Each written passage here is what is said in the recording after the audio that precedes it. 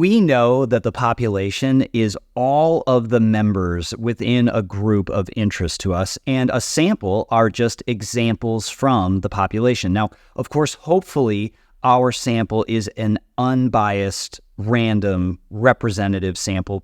But even if we have an unbiased representative sample, that doesn't mean that we have all of the information or the values that we would want from the population. So we can take, whether a population or a sample, variables of interest to us.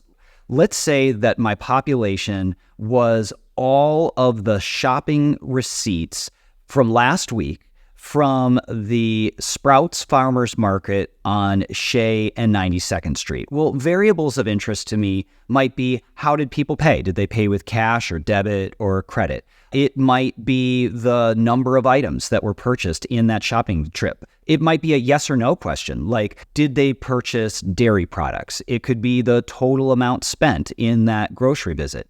Now, let's just suppose that somehow I was able to obtain a representative sample of maybe 5%, 1/20th of all of last week's shopping receipts. Well, that would be my unbiased sample. A population parameter is a numeric description of one or more population variables, and a sample statistic is going to be a numeric description or summary of one or more variables within my sample. Let's just suppose that I wanted to get some sense of the maximum amount that had been spent last week at the grocery store. And of course, I only have access to 5% of the receipts. Well, it's going to be easy enough for me to thumb through all of the receipts that I have in my possession and determine what was the maximum amount spent.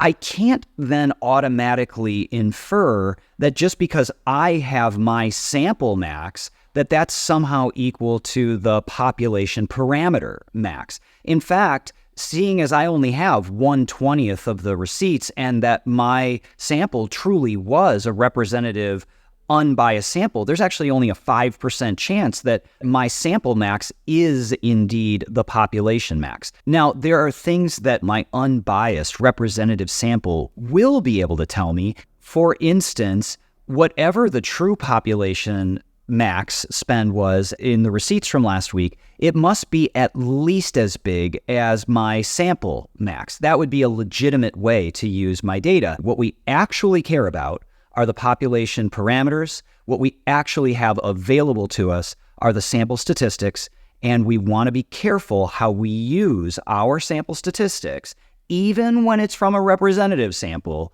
to make clear and confident statements about the parameters that we truly care about.